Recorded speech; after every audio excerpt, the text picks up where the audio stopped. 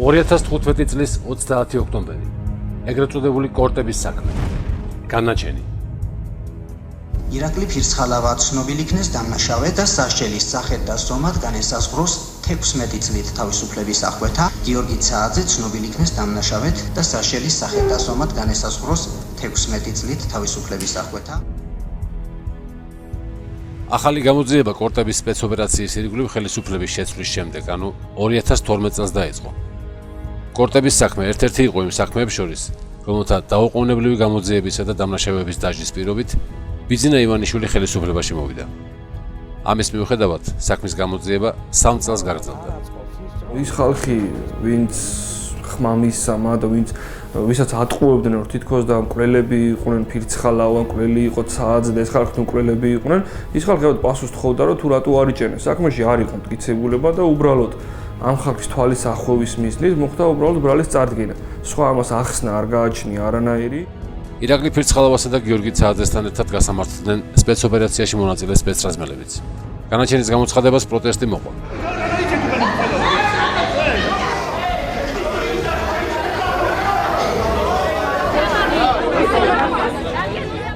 ეს არის კრიმინალების ზეიმი დღეს, რაც მოხდა.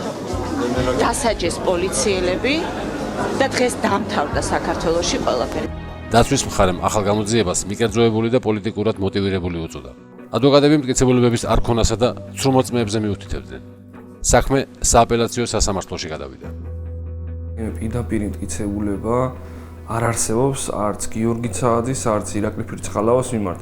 რაც შეეხება თავად ბრალდების მხარის არგუმენტაციას, თითქოს მათ მტკიცებულები გააჩნიათ, ეს მტკიცებულებები, ანუ ის ჩვენებები, რაზეც ისინი აპელირებენ, ჰქონდათ გაცილებით ადრე. 12-დანვე განახდა გამოძიება, ძალიან მალევე ეს ჩვენებები ჰქონდათ. ჩემთვის გაუგებარია, რატომ მოხდა მათი დაკავება 2015 წელს. ეს გარკვეულწილად მიუთითებს იმაზე, რომ არა მტკიცებულებების გამო მოხდა მათი დაკავება, არამედ გარკვეული გადაწყვეტილებიდან გამომდინარე. როგორც დაცვის მხარე ვარაუდობს, რომ არა სპეცოპერაციის დროს დაღუპული ზურაბ ვაზაგაშვილის საფლავზე მისი მამის იური ვაზაგაშვილის აფეთქება, პროკურატურა ამ საქმის მასალებსაც, ისევე როგორც სხვა საქმეებს, თაროზე შემოდებდა. და სწორედ იმის გამო, რომ მომხდარიყო რაღაცნაირად გადაფარვა და გარკვეულწილად დაბალანსება ამისი, ჩემი აზრია, სწორედ ამის გამო მოხდა მათთვის ბრალის წარდგენა. ერთადერთი რაც მოხდა ახალი, სწორედ ვაზაგაშვილის გარდაცვალება იყო საფლავზე და სწორედ ამის მერე რატომღაც დაჩქარდა.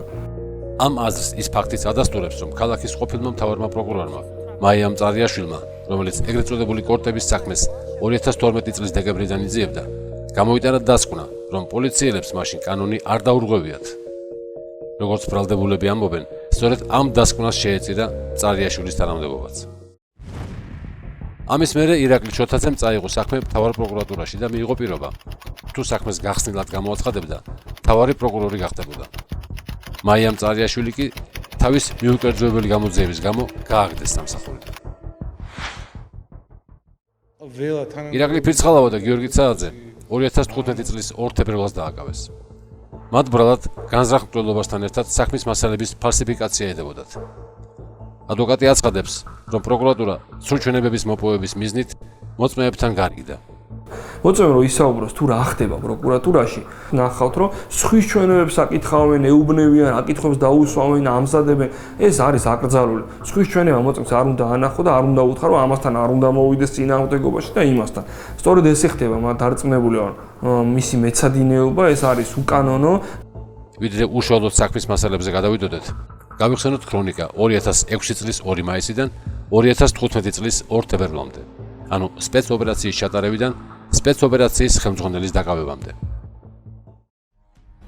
2006 წლის 2 მაისი, დაახლოებით დილის 8 საათი და 45 წუთი.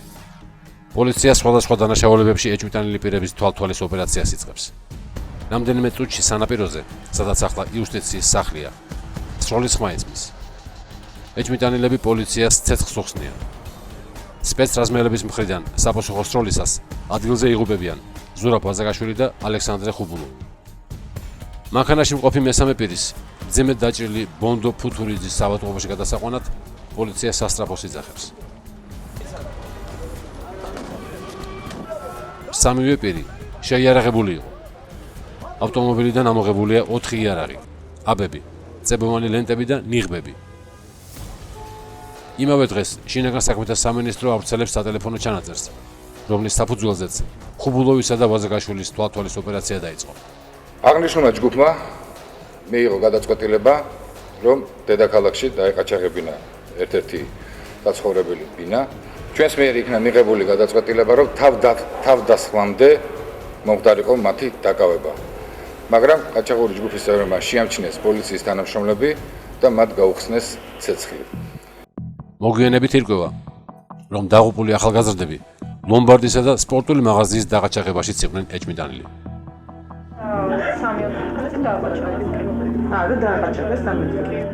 კორტების საქმის მასალებში დევს ინფორმაცია ხუბულოვის კრიმინალური წარსულის შესახებ. ის სამჯერ არის ნასამართლები. იყო რუსთავის კოლონიის მაყურებელი და მომავალი კანონიერი ქურდი. გარჩევებს, ყაჩაღობებსა და გახმაურებულ მკვლელობებს უკავშირდება ზურაბ ვაზაგაშვილის სახელიც. 2002 წელი 23 ნოემბერი 20 წლის ბექა პაპუაშვილს საკუთარ სადარბაზოში კლავენ. გამოძიება განზრახ მკვლელობის მუხლით იწყება. პაპუაშვილის ნათესავის მტკიცებით, პოლიციამ მკვლელობაში ბრალდებულად ზურაბ ვაზაგაშვილის ცნო. ის დააკავეს, თუმცა მალევე გაათავისუფლეს. ექსაფი არის გამოძიებული, რომ ვაზაგაშვილი იყო მკვლელი ბექა პაპუაშვილის და ამ საქმეში წერტილზე და მძიმეზე მეტად ვაზაგაშვილია ხსენებული ზურაბ ვაზაგაშვილი. ყველაფერი ტექნიკური უნივერსიტეტის პირველ სართულზე კაფე ვილა ძარაში დაიწყო. პაპუაშვილი მის მეგობართან ერთად, გოგოსთან ერთად იყო რესტორან ვილა ძარაში, მათვე ესე იგი სააკაძის მოედანზე. მივიდა სუფრასთან ნასვამი ზურაბ ვაზაგაშვილი, ანუ მათ იყო მაგათი ბირჟა მაშინ და უთხრა რომ მომიკიდეო რა სიგარეტზე. ამან გაუწოდა ეს მაგიდაზე, გაუწოდა ზაჟიგაგა.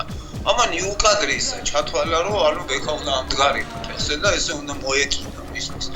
ამის შემდეგ პაპუაშვილი თანხმლებ გოგოსთან ერთად კონფლიქტის ადგილიდან წასვლას აპირებს. წარმოიშვა კონფლიქტი და ბექამ ცემა ვაზაგაშვილი. ამის შემდეგ ააყენა მის თანხლები გოგო და აპირეს გამოსვლა და ვაზაგაშვილი ეს ნაცემი წამოეწია დანით ხელში. ატყდა ამ დანაზე ბრძოლა ბექა ხელში დაიჭრა თვითონ არ უარყოფ ვაზაგაშვილის დაიჭრა ხელში ამ დანაზე ბრძოლაში ცემა ისევ და წამოვიდა სახლში. ახალგაზრდები კონფლიქტის მოგვარებას სამართალ დამცავების გვერდის ავლით ქუჩაში მოლაპარაკების გზით გეგმავენ. სანამ მაგ მოგვარდებოდა 3 დღე იყო გასული ბექა და მისი მეგობარი გიორგი გაბუნია ბრუნდებოდნენ სახლში. როდესაც მიუახლოვდნენ სადარბაზოს იქ იდგა ვაზაგაშვილი ელოდებოდა ანუ ჩასაფრებაში იყო. ბექა მოთხრა რომ ბიჭო შენ თუ რამე გაქვს სალაპარაკო დავიждდეთო და ვილაპარაკოთო და ხალხიც ჩავრთოთ ამაშიო ვინ არისო თუანია მართალიო იქ ერთ-ერთი სახელიც უხსენა ბექამ რომ ამ ადამიანთან მივიდეთ სალაპარაკოთო ну როგორც მაშინ ხდებოდა და ამის შემდეგ პირდაპირ ერთი იმის დედაცო და შემცო და რომ გააზრო იარაღები და ბექამ მოტრიალ და ესროლა 3 დღეა.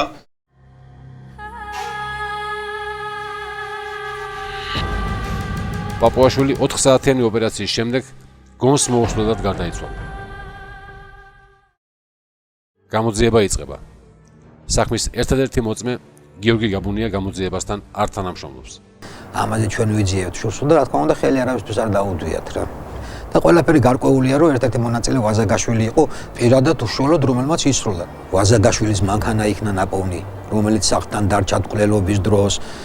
იქ ტელეფონზე ნალაპარაკებები ამოიღეს აძიდან, სად იმყოფებოდნენ. შემდეგ უკვე ჩემაშვილმაც დამიდასტურა რომ ერთ-ერთი მონაწილე იყო ვაზაგაშვილი.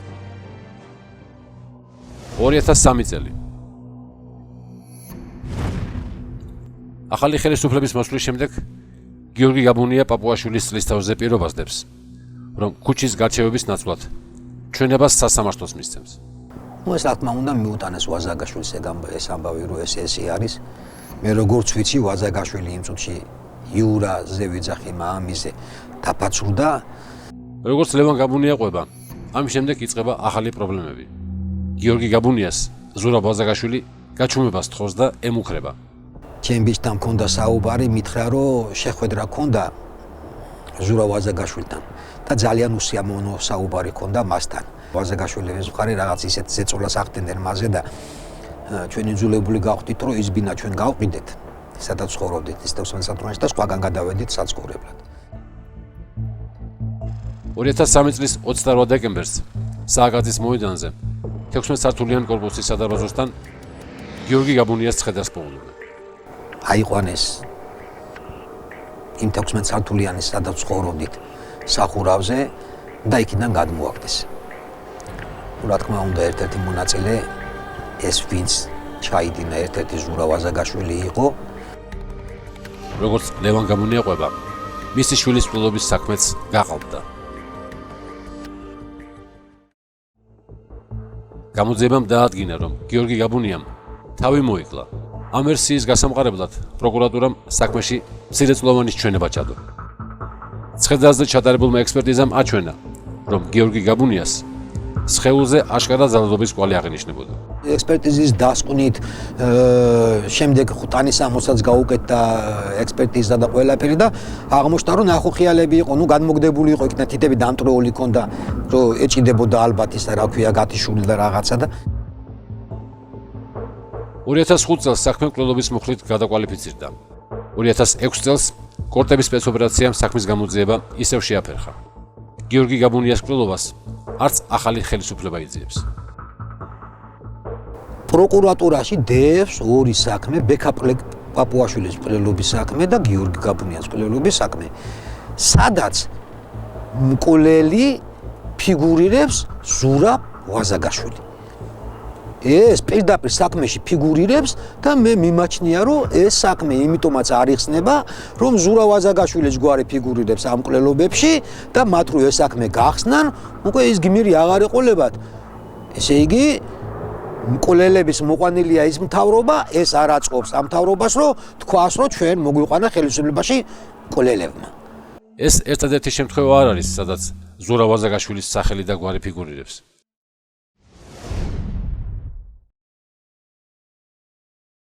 კიდევ ერთი კრიმინალური ფაქტი მუხიანში მოხდა. ზურაბ ვაზაგაშვილი ორ პირთან ერთად მარინა ბრაჭულის საცხოვრებელ ბინაში შეიჭრა. დედაშვილს სასტიკად გაუსწორდნენ და სახლი გაძარცვეს. ორი, სამი თუ ოთხი კაცი. მას ეგეთი იყო, რომ დესპერდელი იყო. არცი არ აღირო გამოხვიდე და გული უნდა და ნუ ესეთი რაღაცა ხონდა პატარა ბიზნესი და შემეს რაღაც ბრაჭულსა და მის შვილს, რომელიც მაშინ არასრულწლოვანი იყო, ამ თემაზე საჯაროდ საუბარი არ სურთ. თუმცა პირად საუბარში მარინა ბრაჭული იხსენებდა, რომ ბინის გაძარცვის შემდეგ ზურაბ ვაზაგაშვილმა მას ოქროს საყურეც ჩამოგლიჯა. ბენეფისები მოგიყვებით, უკვე კარგად დავიწყებული ძველია შვილი. ავიღეთ, დავმარხეთ, დამთავრდა. ეგ იყო წლების წინ.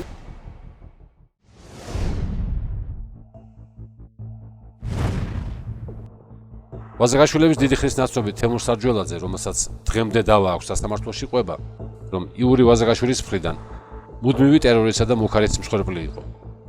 ამ ტერორში კი მამის დავალებით ზურაბ ვაზაგაშვილიც მონაწილეობდა.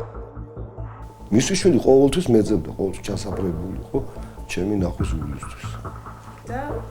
და მე არ ვიცი და რა შეიძლება მოხდარიყო. ის არაფერზე დამხევი არ იყო.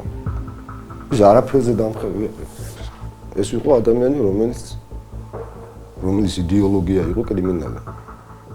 ეს მას უყვარდა ეს საქმე. გარეთ გამოდიოდა, იყო შეიარაღებული დადიოდა მიდიოდა ყოველთვის ესე იყო. საჯულაძესა და ვაზაგაშვილებს შორის დაპირისპირების მიზეზი 20 სანტიმეტრი ფართი გახდა. საჯულაძე ამბობს, რომ იური ვაზაგაშვილმა მისი ტერიტორიიდან აფთიაქის ასაშენებლად ფართობი მიითვისა. სამოქალაქო დავა ქუჩის გარჩევებში გადაიზარდა. ერთხელ გამაჩერეს ქუჩაში რა, მისმა ბიჭმა შვილმა მაც გარდაცვლილმა. 1 საათი იყო, აი მარტო ვიდექი და მე ჩემსაც ვამბობდი, რომ არ გამოვიტან, შანსი არ არის. ნუ მათქვენ სადაც ორი ტრუპი იქაც მესამე ტრუპიც მეყოლება, აი ეს სიტყვები იყო მისგან. აი მოკლიდან გემხრათ. ნუ ეხლა მოკლე ხო, რა თქმა უნდა. საჯულაძე ერთ კონკრეტულ ისტორიას იხსენებს. სანამ ეს ისტორია მოხდებოდა, კორტების.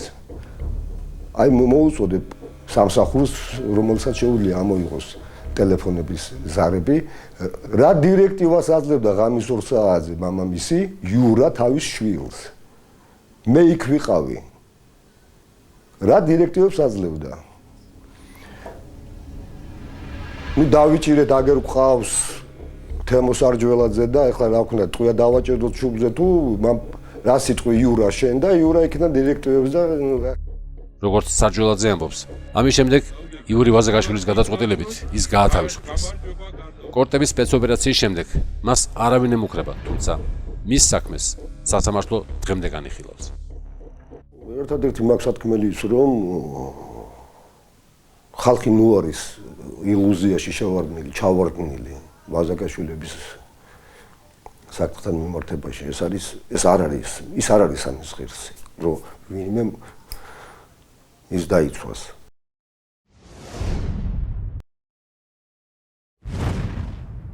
იური ვაზაგაშვილის სახელთან სხვა კრიმინალური ისტორიაცაა დაკავშირებული. ვიძიებდი ყაჩაღობის საქმეს, რომელიც მოხდა ყაზბეგის რაიონის სოფელ ხურძიში. ორი ცოლ-ქმარი ზალადობით დააყაჩაღეს. იური ვაზაგაშვილმა თანამზამხველებთან ერთად ქემაშვილების ოჯახი დააყაჩაღა და მოხუცი ცოლ-ქმარი აწამა. საქმის მასალები 1979 წლის 5 სექტემბერს ღამის 1 საათზე ყაზბეგის რაიონის სოფელ ხურთისში ქემაშვილის ოჯახზე განხორციელდა შეერაღებული ყაჩაღური თავდასხმა. ბოლოს მოქმედებმა 80 წელს მიღწეული მოხუცი ცოლ-ქმარი ჯერ დააბეს, შემდეგ კი განსაკუთრებული სისასტიკით აწამეს. დანისა და ელექტროსადენებით ნაწამები ქემაშვილებისგან გაიტაცეს დიდი ოდენობით ფული და ოქრო. გატარებული ღონისძიებების შედეგად დადგენილი და დაკავებული იქნა ამ შემზარავი დანაშაულის ჩამდენი პირები: გოგი ჩოჩიშვილი, სოსო დოლიძე, გიორგი ხარაძე, დავით ჩადუნელი, იური ზენოზძე ვაზაგაშვილი, დაბადებული 1953 წელს, ცხოვრები კაცმის რაიონის სოფელ ყარაფილაში. პირადად ბევრ ოჯახში მე ჩავატარე ჩხრეკები, მახსოვს რომ ჩხრეკა ჩავატარე უშუალოდ ჩოჩუშვილის ოჯახში თბილისში. ასევე დავადგინეთ ვაზაგაშვილის ნაქირავი ბინა გროზნოს ქუჩაზე, აქ ჩავატარეთ. მახსოვს რომ რაღაცები ამოვიღეთ. უკვე 80-იანი წლების ბოლოს იური ვაზაგაშვილი აღარ იმალება. მან რესპუბლიკური საავადმყოფოს მიმდებარედ ხილბოსნეულის მაღაზია გახსნა. შემდეგ გახსნა აფთიაქი და რესტორანიც. როგორც იური ვაზაგაშვილის ნაცნობები ამბობენ, თანხითა და გავლენით ის საკუთარ ბიზნესსაც იცავდა და იმასაც ახერხებდა, რომ სხვადასხვა კრიმინალურ ისტორიაში გახვეული შვილი სამართლებრივი პასუხისმგებლობისგან დაეხსნა. მე მას ვიცნობდი 70-იანი წლებიდან, როდესაც ის ხილბოსნეულის მაღაზიაში მუშაობდა გამყიდველად. შემდეგ რაღაცა არ ვიცი, მე დავატყვი ცოფიანი ფული, რაც მან იშოვა და ამან გააგიჟა საერთოდ. ეს ადამიანი არის ყველაზე დიდი კონტრაბანდისტი ფსიქოტროპული საშუალებების, ზუსტად მოგცემთ სქემას, მარშრუტს, ვის გადმოაქვს, როგორ გადმოაქვს, ამიტომ ახალგორის რაიონიდან ეს წამლები და იგი ახდენს ამ წამლების შემდგომ ფარულ რეალიზაციას მის კუთვნილ სააფთიაქო ქსელში. ეს არის პიროვნება, იყო პიროვნება, რომელიც მხოლოდ თავისი კეთილდღეობის გულისთვის ნებისმიერს გაწირავდა. და შვილიც მაგზას დააყენა თვითონ, მოდი ესე ვიტყვი რა, არავის მორიდების გარეშე. თავისი შვილი მოკლა იურა ვაზაგაშვილმა.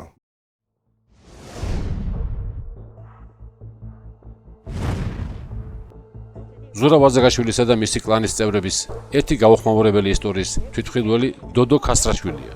ქასტრაშვილი იმ დროს ავერსის კლინიკასთან ჯიხურში პარიკმახერად მუშაობდა. ეს ორი ახალგაზრდა იყო ზურა ვაზაგაშვილი და ეს რა ქვია მე რომელიც ვიცი ორი თორე შეიძლება მეტიც იყვნენ ზურა ვაზაგაშვილი და აი იმ სახში ცხოვრობდა ერთი დააყაჩაღეს რომელიღაცა სილამაზის სალონი ფული წაართვეს მანქანა წაართვეს და წამოვიდნენ სახში მე იმან დარეკა მე პატრულში როგორც ჩანს ამათმა კიდე ვიღაცა მოაწოდეს ინფორმაცია რომ პატრულში იყო დარეკილი და სანამ პატრული მოვიდოდა და სახში მიაკითხავდნენ მანამდე გამოვარდნენ და უბანში გაიქცნენ და ეს პოლიციელებიც გაეკიდნენ მაგრამ ვერ იპოვეს ბავშვი 5 თუ 6 თვის შემდეგ გამოჩნდნენ ისინი და ჩვეულებრივად ცხოვრობდნენ ჩვეულებრივი ცხოვრებით თავიანთ სახში. რომ ვიკითხე რა შეა საქმე, მოაგვარეს მშობლებმა. კასტრაშვილი ზურაბ ვაზაგაშვილს პირადად იცნობდა. უფრო მეტიც, როგორც თავადყვება, მასთან ყოველდღიური შეხება ჰქონდა.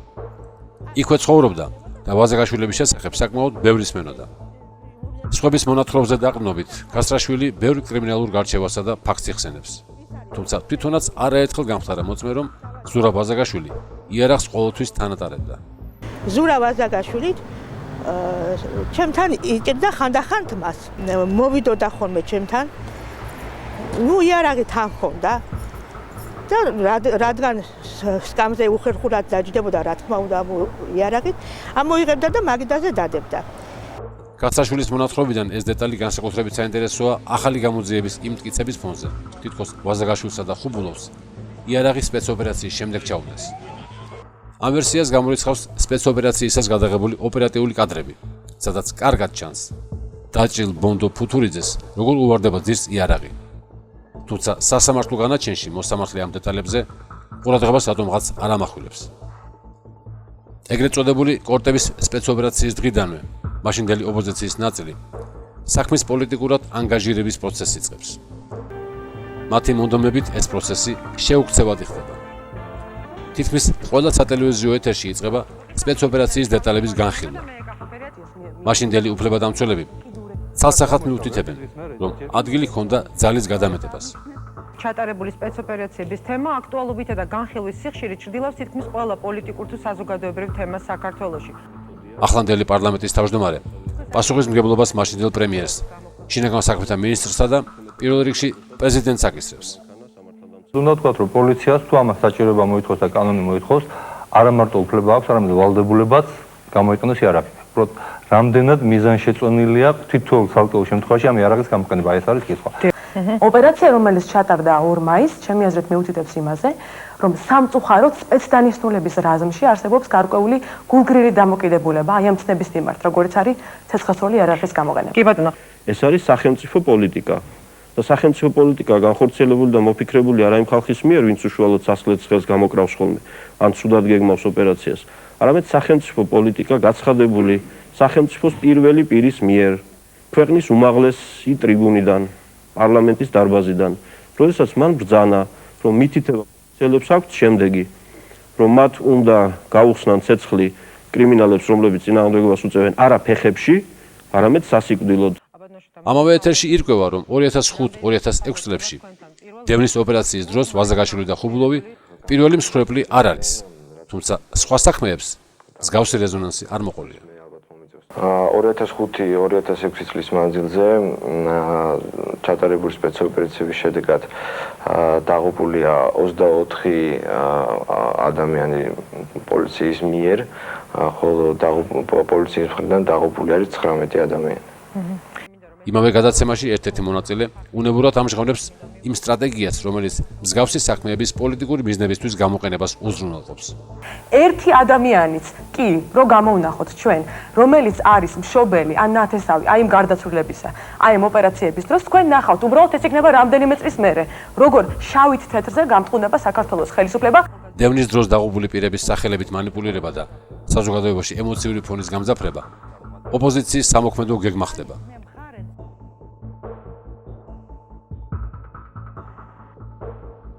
ასე მოხდა 2012 წელსაც. ხელისუფლებაში მოსვლის სამზადისში მყოფი ბიძინა ივანიშვილი გარდაცვლილი ზურაბ ვაზაგაშვილის დაბადების დღის აღსანიშნავად გამართულ აქციაზე მიდის და საჯარო პირობას აცდებს. და პირობას გაძლევთ, რომ ჩვენ მოვალთ და ჩვენ აღვადგინთ სამართლიანობას საქართველოში.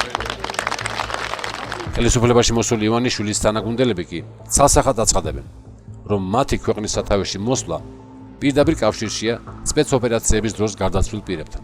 არც მე და არც ირაკლი და არც ნებისმიერი ჩვენი, ასე ვთქვათ, ახალი მთავრობის წევრი იმ პოზიციას ვერ დაიკავებდა, რომელიც უკავია. რომ არა პუტარო ბაქიძის მკვლელობა, რომ არა გირბლიანის მკვლელობა, რომ არა 7 ნოემბრისა თუ 26 მაისის და კიდე სხვა ბევრი მკვლელობები. ამიტომაც წმინდა ემოციურად ჩვენ ვალში ვართ ამ ადამიანების წინაშე, რომლებმაც თავიანთი სიცოცხლის ხარჯზე შეიძლება ითქვას, აი, უტრირებულად ვიტყვი, მაგრამ პირდაპირ ჩვენ თანამდებობები მოგვიტანეს. დავალებულად მიიჩნევს თავს იუსტიციის მინისტრი თეა წულუკიანიც, რომელიც იუსტიციის სახლის წინ სპეცოპერაციისას დაღუპული პირების ხსოვნის მემორიალს ხსნის. როგორც მოგვიანებით ირკვევა, ძეგლი სახელმწიფო ბიუჯეტს 40,000 ლარი უჯდება. აღებული ვალდებულების მიუხედავად, ხელისუფლება ვერ ახერხებს კორტების საქმის გამოძიების სწრაფად დასრულებას. 2014 წლიდან იური ვაზაგაშვილი მთავრობის უმოქმედობას აპროტესტებს და აქციებით იმუქრება. ყვირივა 3 თვის განმავლობაში რომ რატო არ ვიყავთ ბოლომდე, ან რა კლანია, ან ვინ უშნით ხეს, მაშინ გვითხრან და გამოვალ საზოგადოება ჩვენ თვითონ აღვადგენთ სამართლიანობას. სადახარ ჯიჯიგურო? სადახარ გიაკა ჩეჩილაძო, ცოცხალი ხარ? სად არიან ბესერიები, ხიდაშელები და გუჯაბიძეები და ვინ შეგვერძე იდგა? სად არის ზაქარია ქუსტაშვილი? სადახარ? რატო ერთხელ არ ახსენებთ ეხლა რომ სამართლიანობაზე რატო არ ლაპარაკობთ? ამის გულიზე მოგიყვარ ერთ ხელისუფლებაში. გარდაცვლილი ზურა ვაზაგაშვილის მამა საქმის მასალების შეგროვებას თავად იწყებს. ხვდება ბიძინა ივანიშვილსაც და მისი თქმით მას საიდუმლო მასალებს აცნობს. შეხვედრიდან მალევე იური ვაზაგაშვილი შვილის საფლავზე ხელხუმბარის აფეთქების მსხვერპლი გახდა. იმ საიდუმლო მასალების არსებობა კი, რომელზეც ვაზაგაშვილი აფეთქებამდე მიუთითებდა, ამ დრომდე არ დადასტურებულა, არც გასაჯაროებულა და არც სასამართლოზე წარმოდგენილა. ხელისუფლების მაღალი თანამდებობის პირები აცხადებენ, რომ ვაზაგაშვილი მოკლულია გამოძიებისთვის ხელის შეშლის მიზნით. იმედი აქვთ, რომ ქვეყანაში შანტაჟი და არეულობა გამოიწვიონ, შიში და ნიჰილიზმი, რომ მათ მოახერხონ თავის გადარჩენა. ამ დროისთვის ყოფილ ძალოვანთაგან ერთ-ერთი ყველაზე აქტიური პირი, რომელიც სხვადასხვა სატელევიზიო დებატების დროს ცალსახად ამხელს დაწყებულ გამოძიებათა აბსურდულობას, ირაკლი ფირცხალავაა. სავარაუდოდ ამით აიხსნება ის ფაქტიც, რომ იური ვაზაგაშვილის საქმეში დამკვეთად სწორედ ის სახელდება. თუმცა გამოძიება მის საქმესთან შემხებლობას ვერ ადასტურებს. მე თვითონ გამოვცხადდი უცხადებ პროკურატურას, რომ მე მიმავალს არ ვაპირებ, არც მოწმეებზე ზემოქმედებას არ ვაპირებ, შეუძლია დამიკავშირდნენ და ან დამკითხონ, ან დამიბარონ და დამაკავონ. პროკურატურა 1 წლის შემდეგ ისევ ცდილობს იური ვაზაგაშვილის საქმე ფირცხალავა ცააძესთან დააკავშიროს. გარდაცვალებიდან 1 წლის შემდეგ ფირცხალავასა და ცააძის დნმ-ის ანალიზს იბარებენ, რათა შეადარონ აფეთქების ალგზე აღმოჩენილი ფალიის დნმ-ებს. თუმცა ბიოლოგიური ნიმუშების იდენტობა არ დგინდება და შესაბამისად საქმესთან მათი შემხებლობაც არ იკვეთება. პროკურატურა 2015 წლის იანვარშივე პოლიციელ გია სოსანაშვილს აკავებს და მისგან ფირცხალავას მამხილებელი ჩვენების გამოძალვას ცდილობს. მიმაბეს რკინის მაგიდაზე შემოვიდა მამუკა ვასაძე და მითხრა, რომ აფეთქების შედეგად დარჩენილ ხელხუმბარის სახელურზე დარჩენილი იყო დნმ-ის კვალი, რომელიც მე მეკუთვნოდა. უთხარი, რომ დანაშაული მე არ ჩამიდენია და რატომ აბრალებ მეთქი. მითხრა, იმიტომ რომ 20 თებერვალს დაგერგა ირაკლი ფირცხალავამო. შემდეგ შემოვიდა შოთაძე და მითხრა, თქვი, რომ ეს ყველაფერი ფირცხალავამ დაგავალა. შენ მოგვიჟით რაღაც წლებს და სამაგიეროდ შენი ოჯახი იქნება უზრუნველყოფილი და უსაფრთხოდო. ხელისუფლება უმოკლეს ვადაში ორივე საქმის გამოძიების პირობას დებს. იური ვაზაგაშვილის პანაშვიდზე უკვე გადამდგარი პრემიერი ბიძინა ივანიშვილი გუნდს კიდევ ერთხელ ახსენებს აღებულ ვალდებულებას. როდესაც გუნდი ჩამოყალიბდა, ერთ-ერთი პირველი გახდათ ბატონი იური, მას უდიდესი ხვაწლი და უდიდესი წვლილი აქვს იმაში, რომ ჩვენ მოახერხეთ და გავიმარჯვეთ ძალადობის წინააღმდეგ. ორივე საქმის დაუყოვნებლივ გამოძიებისკენ მოუწოდებს პროკურატურას ირაკლი ღარიბაშვილიც. პროკურატურა პრემიერის დავალებას დათქმულ ვადაში ასრულებს. იური ვაზაგაშვილის საქმის გახსნიდან მალევე 2015 წლის 2 თებერვალს პროკურატურამ კორტების საქმეც გახსნილად გამოაცხადა.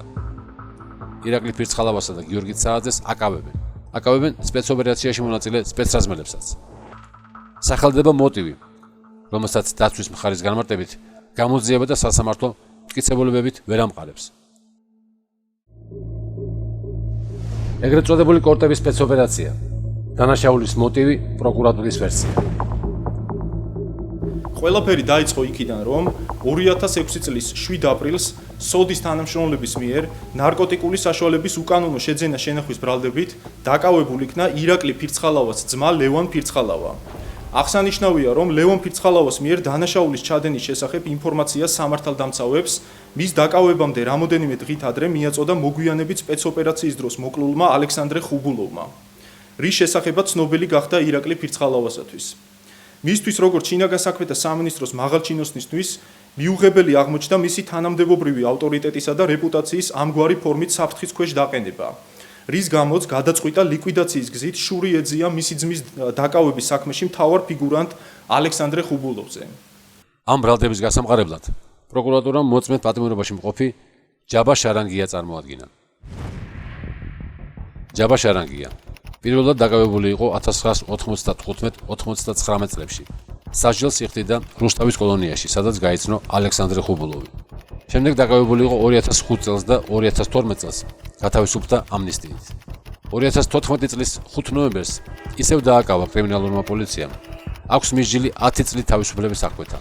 ჩვენების მიცემის დროს მის საქმეს სააპელაციო სასამართლო იხილავს.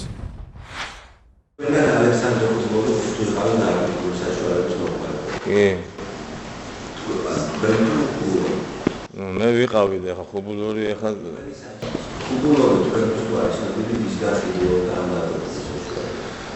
თავიდან არ ვიცოდი ვისხან ყიდულობდა. როცა ყიდულობდი მოქონდათ შუაში გადატეხილი, გადაფხეკილი და ესეთი მოგვიტანა ესეთი რაღაცა. უთხარი თუ ეს ან უკან დააბრუნე, ან ეს ფული უკან მოიდანა. მეორე დღეს გვირეკავს რომ ლევან ფირცხალავას ძმას და შევიძინეთ წამალი, მივეცით ფული. ავდექით მე ეს ფული და მიცემული ფული და ეს 30 გაგალის სუბოდექსი უკან წავართვით. ეს არის ჩვეულებრივი ჭორი, რომელიც პროცესზე გაცხადდა და უფრო მეცაც გეტყვით არსებობს საკონსტიტუციო სამართლის გადაწყვეტილება ირიბ ჩვენებასთან დაკავშირებით. ჯაბა შარანგიას ჩვენება სწორედ არის ირიბი ჩვენება, ის ამ სხვა პირის ჩვენებას და საკონსტიტუციო სამართლი განმარტავს, რომ ასეთი ჩვენების განაჩენის გამოტანა ასეთ ჩვენებაზე არის აკრძალული და კანონით დაუშვებელი. არის ცხადია უკვე, რომ სასამართლო არა კანონიდან გამომდინარე მოქმედებდა, არამედ თავისი მოგონილი ვერსიის გარკვეულწილად გამყარებას ცდილობდა უკანონო მეთოდებით. კახა მისირელი სოდის ყოფილი უფროსის ყოფილი მოადგილე. დაკავებული იყო ეგრეთ წოდებული მაზავშიკების საქმეზე დემეტრაძესთან ერთად. ბრალად ედება ქურდულ სამყაროსთან კავშირი. კონკრეტულად ვატო ყიფიანთან. ჩვენების მიცემის დროს მის საქმეს სასამართლო იხილავს. ეს მე რაც ხუბულოვმა მითხრა მაშინ ეს მე ჩავთვალე რა ვიცი არარეალობად, იმიტომ რომ საშკა ხუბულოვისგან ასეთ საჩუქარს არ უნდა ელოდე. არა, არავისთვის არ მომიხსენებია. ხუბულოვი არ ყოფილა ინფორმატორი. მისირელი ამბობს, რომ დაპირისპირებაში იყო სოდი, ეგრეთ წოდებული სპეციალური ოპერატიული დეპარტამენტი და კრიმინალური პოლიცია. ამ ვერსიასაც თუ გავყვებით, მაშინ ყოველგვარ აზრს არის მოკლებული სპეციალური ოპერატიული დეპარტამენტიდან რამენაირად გამოჟონილი იყო ინფორმაცია ირაკლი ფირცხალავასთან იმ მოცემულობაში, როდესაც თავად როგორც სპეციალური ოპერატიული დეპარტამენტის მაღალჩინოსნები დაიკითხა პროცესზე აცხადებდნენ, ისინი მუშაობდნენ სწორედ კრიმინალური პოლიციის თანამშრომლებზე და მათ ოჯახის წევრებზე რამენაირად ემხილებინა დანაშაული და როგორ შეიძლება ვივარავოთ, რომ მუშაობ ადამიანზე მიდიხარ და იმას ვეუბნები, რომ იცი შენზე ინფორმაცია. იოსებ ზამთარაშვილი 2005-2009 წლებში სოდის თანამშრომელი. ნარკოდანაშაულთან ბრძოლის წინააღმდეგ ოპერატიული მუშაკი. იოსებ ზამთარაშვილი ის პოლიციელია, რომელმაც ირაკლი ფირცხალავას ძმა ლევან ფირცხალავა საკუთარი აგენტის მიერ მიწოდებული ინფორმაციის საფუძველზე დააკავა. ზამთარაშვილი ამბობს, რომ მისი აგენტი ალექსანდრე ხუბულოვი არ ყოფილა. ალექსანდრე ხუბულოვი ხომ არ ყოფილა?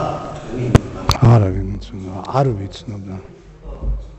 არ ვიცნო პირველს. პროკურატურის ბრალდება, მოწმეების მოშორება და საკონტროლო გასროლება.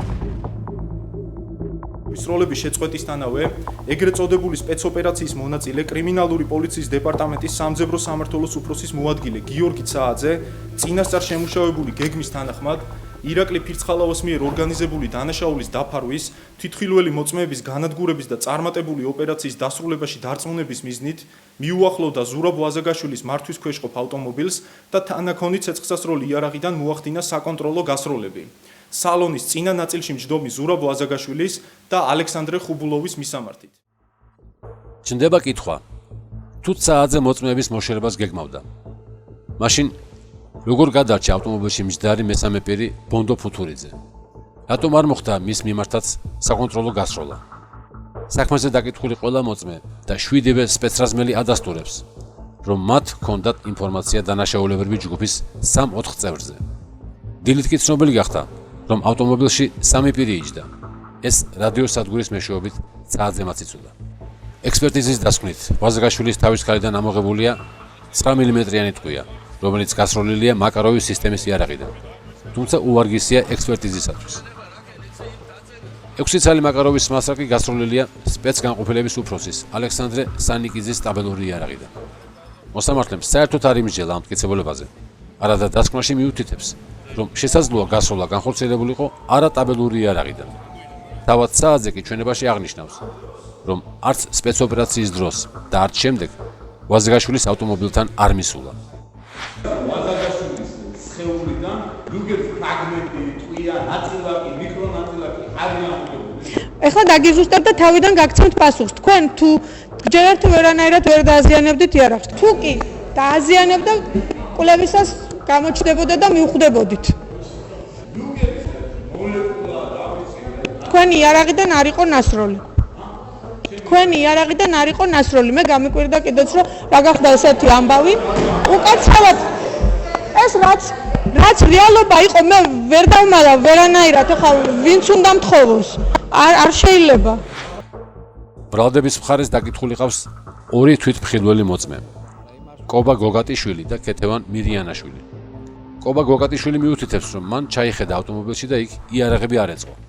აცხადებს, რომ საათზე მოახდინა საკონტროლო გასროლები. ჯერ ერთი ყველას აქვს ეს კადრები ნანახი, რა ინტენსიური სროლები მიდის, რა მდგომარეობა არის და რატომ უნდა გარბოდეს კობა გოგატიშვილი და რატომ უნდა მივიდეს მანქანასთან და რატომ უნდა ჩაიხედოს შიგნით. ჯერ ერთი რომ თუ ის ამბობს რომ სროლების დროს გაიქცა, მინიმუმ იმდენი სროლა, ისეთი სროლა მიდის რომ მას ტყვიაც კი უნდა მოხვედრიო და მეორე და ყველაზე მნიშვნელოვანი თუ სროლების დასრულების შემდეგ მივიდა ის ჩვეულებრივ დაცული იყო ზონა და იქ მას არავინ არ შეუშვებდა. მეორე თვითმხილველი მოწმე ქეთევან მირიანაშვილია. როგორც თავად ამბობს, ის კორტების ოპერაციას თვალს აივნიდან ადევნებდა. დაკითხვისას ყვება, რომ მანქანაში მსხდომ 2 პირს საათზე მესწროლა. პროკურატურის მოწმედ საათის მიმართ აგრესიულობით გამოირჩევა. საერთოდ მე თქვენ ადგილას ხმას არ ამოვიღებდი. მკვლელმა ხმა არ უნდა ამოიღოს და ხელს ნუ მიქნევთ რა. არანაირი საერთოდ ვერ ვიტან აი დასანახად იმ დღის მერე. ქეთევან მირიანაშვილი ამ სახლში ცხოვრობს. სამხარაულის ექსპერტიზის ბიუროს დასკვნით, მისი აივნიდან ყოფილ კორტებამდე მანძილი 130 მეტრია. მეცნიერულად დადასტურებულია, რომ ამ მანძილზე ნივთებისა და ადამიანების ნაკვთების გარჩევა 100%-იანი მხედველობის მქონე პირისთვისაც კი შეუძლებელია. არადა პროკურატურის მოწმე ამბობს, რომ აივნიდან ხედავდა მანქანაში მჯდომ მესამე პირსაც, რომელიც მოსამართლის მტკიცებით მანქანის დათვალიერებისას იქ მყოფმა საათზე ვერ დაინახა. როგორც მირიანაშვილი ჩვენებაში მიუთითებს, მას ასევე უნდა დაენახა პოლიეთილენის პარკში ჩაწყობილი იარაღები, რომელიც მანქანაში ჩაალაგეს და რაც მთავარია, ამ მანძილიდან უნდა დაენახა, რომ საკონტროლო გასროლები მოხდა და ის სწორედ საათზემ განახორციელა. მანამდე მირიანაშვილს საათზე არასდროს უნახავს. ამის მიუხედავად, 9 წლის შემდეგ შეძლო ამოეცნო ის თმის ფერითა და სახის ნაკვთების მოყვანილობით. პროკურატურის ბრალდება, იარაღის ჩადება. ირაკლი ფირცხალავას დავალებით შინაგან საქმეთა სამინისტროს თანამშრომლებმა შემთხვევის ადგილზე მიიტანეს და ავტომობილში ჩააწყვეს ცეცხლსასროლი იარაღები, მასრები, რაციები და ყაჩაღობისათვის საჭირო სხვა ნივთები, რითაც მოახდინეს მტკიცებულებების ფალსიფიცირება. შინაგან საქმეთა სამინისტროს ოფიციალურ ვიდეომასალაში კარგად ჩანს, რომ სპეცოპერაციის დასრულებისთანავე ავტომობილიდან სპეცსაზმელს გადმოყავს ფუთურიძე, რომელსაც იარაღი უვარდება. გარდა ამისა, ექსპერტიზის დასკვნაში პირდაპირ არის მითითებული, რომ ავტომობილში აღმოჩენილი იარაღებიდან მოხდა გასროლა და გარდაცვლილების 60-ზე აღინიშნება დენთის ძლიერი კვალი.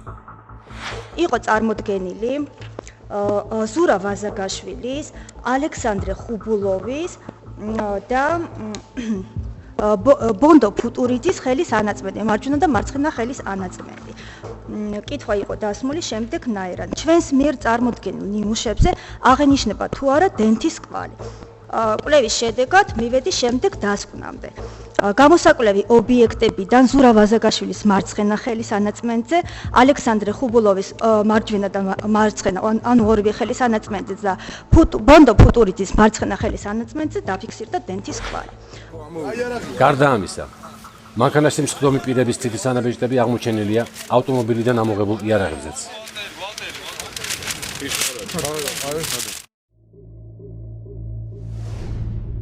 სპეცრაზმელების საქმე. ამავე საქმეზე დაკავებული 7 სპეცრაზმელის საქმე ცალკე წარმოებად გამოიყო და საიდუმლო გრიფითაა დაცული. სპეცრაზმელები დაიკითხნენ. მათ ჩვენებები პოლიციელების წინააღმდეგ მისცეს. ამის შემდეგ კი ისინი თავდებით გათავისუფლდნენ. როდესაც მანქანა გამოვიდა საპირისპირო მხარეს, გზის საპირისპირო მხარეზე და დაიწყო მოძრაობა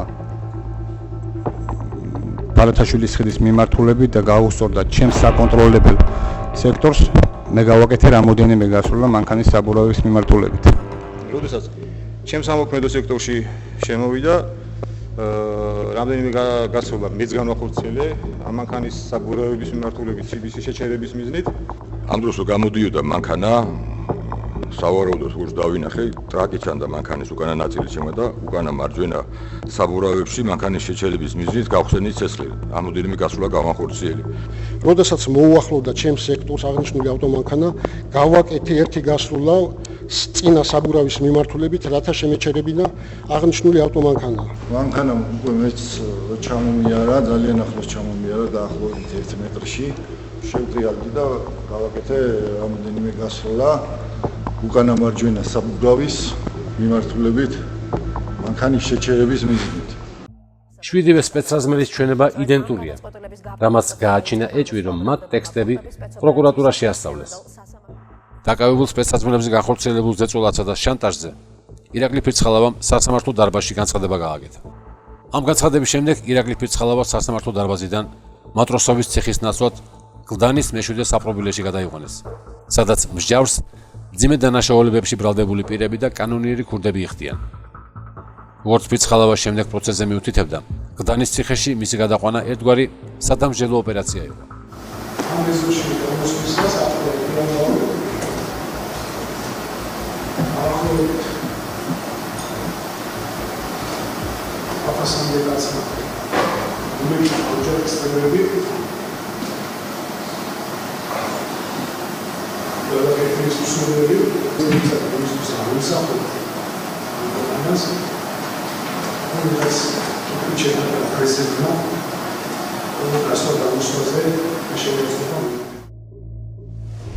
მოწმეები, რომლებიც სასამართლოზე არ დაკითხულან. პროკურატურას არ დაუკითხავს მათივე გახსნის საქმის მთავარი მოწმე ლევან ფირცხალავა, რომლის პერსონასაც უშუალოდ დაუკავშირდა სპეცოპერაციის მოტივი. ლევან ფირცხალავა ამბობს, რომ მას ალექსანდრე ხუბულოვთან კავშირი არასდროს ჰქონია. ვერც ერთი მოწმე, ვერც ერთი კი არა, არც ერთი მოწმე არ წარმოუდგენიათ, რომელიც იტყოდა, რომ მე და ხუბულოვს ერთად ჰქონდა რაღაცა კავშირი, ან მივდიოდით ერთად, ან მოვდიოდით. ძალიან თავისუფლად შეეძლოთ ამოიღოთ ჩემი დეტალურები, ხუბულოვის დეტალურებიც და წარედგინათ სასამართლოზე, რომ მე და ხუბულოვს ჰქონდა ერთმანეთთან კვეთა ამდენი ხნის განმავლობაში. ასევე არ დაუკითხავს შინაგან საქმეთა სამინისტროს ოპერატორი, რომელიც სპეცოპერაციის დაწყებიდან მის დასრულებამდე შემთხვევის ადგილს კამერით იღებდა. ოპერატორი, რომელიც ახლა პოლიტიკური თავშესაფრის მისაღებად საზღვარგარეთ იმყოფება, პირად მიმოწერაში იმ ზეწოლაზე საუბრობს, რომელიც პროკურატურამ მასზე განახორციელა. ზეწოლა იყო, რომ მეთქვა ცააძემ საკონტროლოები გაისროლაო. კადრში ჩანს, რომ ცააძე იქ საერთოდ არ მისულა. შავი მასალა მე არ მაქვს. ჩვენ ვაბარებდით სამონტაჟოში კასეტას. წვდომა არ ქონია. შავი მასალა, რომელიც შინაგან საქმეთა სამინისტროს არქივში უნდა ინახებოდეს, ბრალდების მხარეს მტკიცებულებად არ წარმოუდგენია. დაცვის მხარე უწყვეტი შავი მასალის არქივიდან ამოღებას მოითხოვს. ბრალდებულები აცხადებენ, რომ იმ მასალით მათი უდანაშაულობა მტკიცდება. ამიტომ შინაგან საქმეთა სამინისტრო კადრებს მალავს. ბრალდების ნაწილი, რომელშიც პოლიციელები გამართლდნენ. ირაკლი ფირცხალავა საქართველოს სისხლის სამართლის კოდექსის 25-369 მუხლის მესამე ნაწილით წარდგენილ ბრალდებაში ცნობილი იქნეს უდანაშაულოდ და გამართლდეს. გიორგი ცააძე საქართველოს სისხლის სამართლის კოდექსის 119 მუხლის მხოლოდ ზექვე პუნქტით ცნობილი იქნეს უდანაშაულოდ და გამართლდეს. ფირცხალავა და ცააძე მტკიცებულებების ფალსიფიკაციის ნაწილში გამართლდნენ. ამ განაჩენის მიხედვით გაყალბებულად არ მიიჩნევა 2006 წლის 1 მაისს შედგენილი სპეცოპერაციის გეგმა, რომელსაც ხელს ფირცხალავა და ქადაგიძე აწერს. ინფორმაციაში წერია, რომ უნდა გახორციელდეს დანაშაულებრივი ჯგუფის წინააღმდეგ დევნის ოპერაცია. შესაბამისად, თუ სასამართლომ დაადგინა, რომ ფირცხალავას მტკიცებულებების ფალსიფიცირება არ მოხდენია, მაშინ გაურკვეველია, რას ეყრდნობა გამოძიება და სასამართლო, როცა ამბობს, რომ ადგილი ჰქონდა განზრახ მკვლელობას. ირაკლი ფირცხალავასა და გიორგი ცააძისთვის გამოტანილი განაჩენი სააპელაციო სასამართლოში გასაჩივრდა. რაც შეეხება თავად საქმის მოსამართლე ბადრი კოჭლამაზაშვილს. მის მიუკერძოებლობაში დაკავებულების ადვოკატებს ეჭვი შეაქვთ.